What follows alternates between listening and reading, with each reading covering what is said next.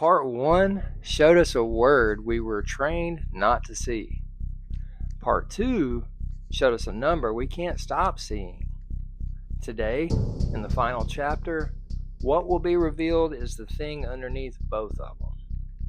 The reason the word worked, the reason the number worked, and the reason this 50-year-old book might describe our lives in 2026 better than the news we watched this morning.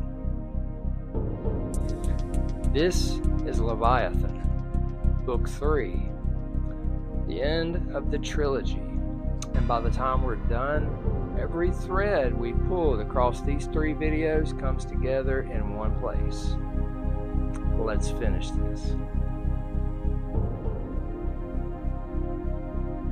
First, the name.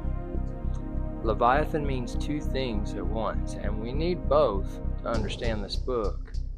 The first is the obvious one, the biblical sea monster, a giant creature from the deep, and in this book there literally is one, a pyramid-shaped sea monster that's been growing at the bottom of the ocean for hundreds of millions of years, and it threatens Hagbard's golden submarine in the finale. But that's not the important thing. The second meaning comes from a philosopher named Thomas Hobbes. He wrote a book almost 400 years ago by the name of Leviathan, and in it he used the same sea monster as a symbol for something else entirely. Now that's 2 books.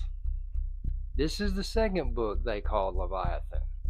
The first one was written 400 years ago, and it was written about the state, the total, all-controlling, all-seeing authority that swallows the individual whole.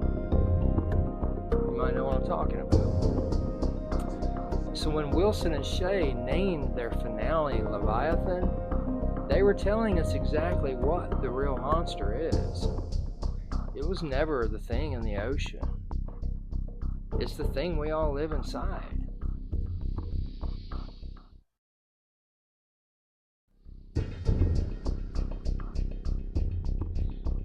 Here's where the whole trilogy has been heading. The rock festival in Ingolstadt, the one we set up in part 2, it was really never a concert. It was a sacrifice. The plan used the massive crowd and the fascist plot to reawaken a hidden battalion of Nazi soldiers who've been kept in suspended animation at the bottom of a nearby lake. Mass death on a scale designed to feel like something ancient. And the people behind it are a group of 4 siblings, a band on the surface. Underneath, something much, much older. And racing to stop it is Hagbard Celine in his golden submarine. George Doran, he's fully initiated now and he's there with him, and Saul Goodman. Remember him? The detective from part 1 who started this whole thing, reading a dead man's files? Now, everyone you've met across 3 books, they converge on this one moment. And the way it resolves is not what anyone expects.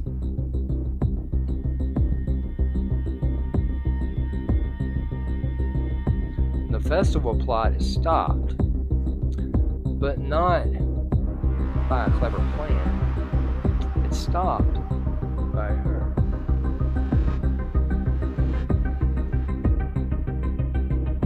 You built a machine to manufacture death. You called it order. You called it control. You forgot the one rule older than all of you. I was never going to wait for an invitation. But that's not the twist. Here's the twist. When the dust settles, Hagbard Celine, our anarchist hero, the man who spent 3 books fighting the Illuminati, he reveals that he's also a member. He's the 5th member of their inner circle, and he's been playing both sides this whole time, running the resistance and sitting at the table he's resisting. Did I betray you, Mr. Dorn? Or did I show you the only thing worth learning?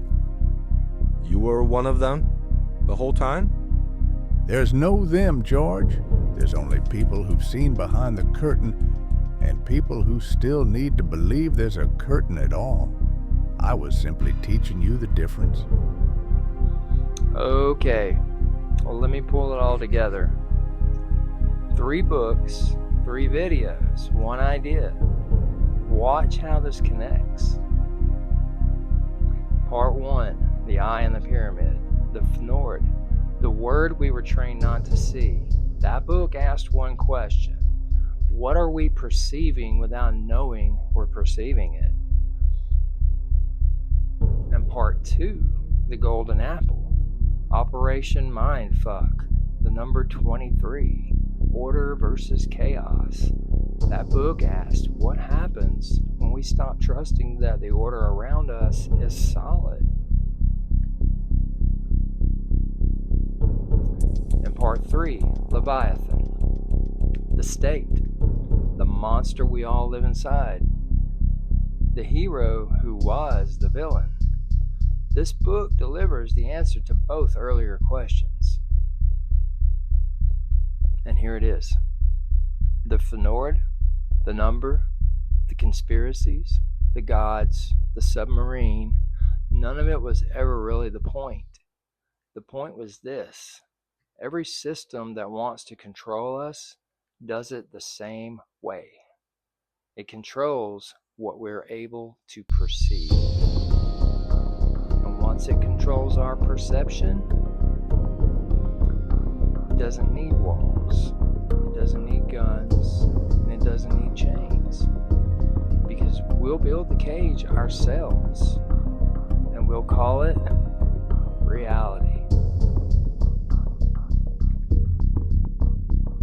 That's the Leviathan, not a monster in the sea, not even just a government. It's any frame around our perception that we forgot was a frame.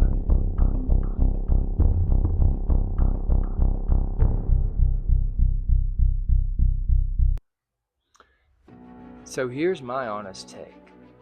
After 3 books, after all of it, Wilson and Shea weren't trying to make us believe in the Illuminati. They were trying to do the opposite. They buried so many conspiracies in these books, real ones, fake ones, ridiculous ones, that by the end we can't tell which is which anymore. And that confusion, that was the gift. Because the moment we can't blindly trust any single story we've been handed, well, that's the moment we start thinking for ourselves.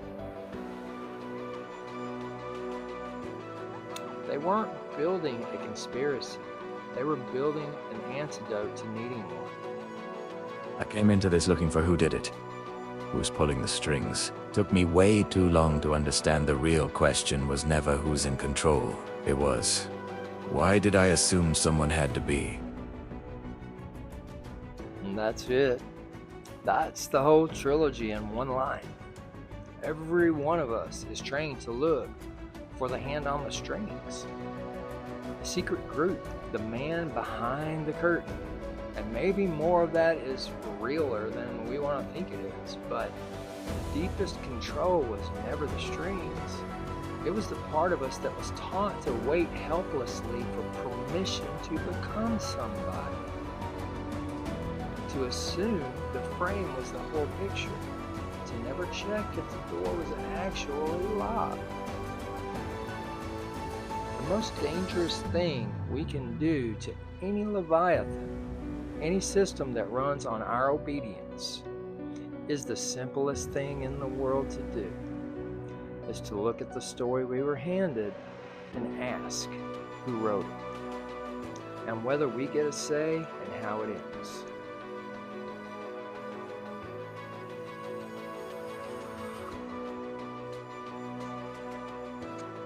Three books, 3 symbols, 1 question that's now ours to carry. The eye taught us to see what we were trained to skip. The apple taught us that chaos doesn't ask permission. And Leviathan taught us that the cage was never locked. We just never tried opening the door.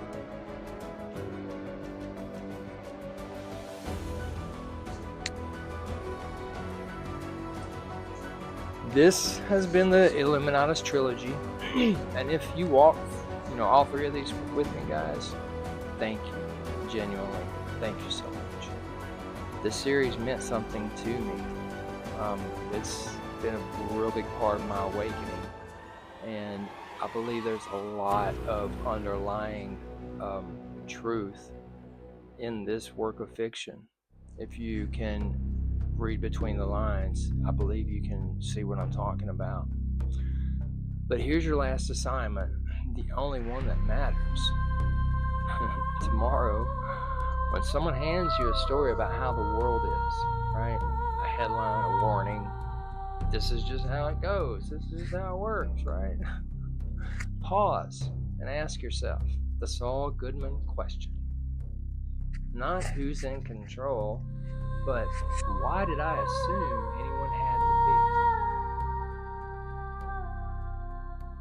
be? That question is the door. We already have the key. We've had it the whole time. This is Addict to Awaken. I'm Brian. We don't hide from the hard questions. We start with them. And sometimes, if we're lucky, we walk all the way through them together.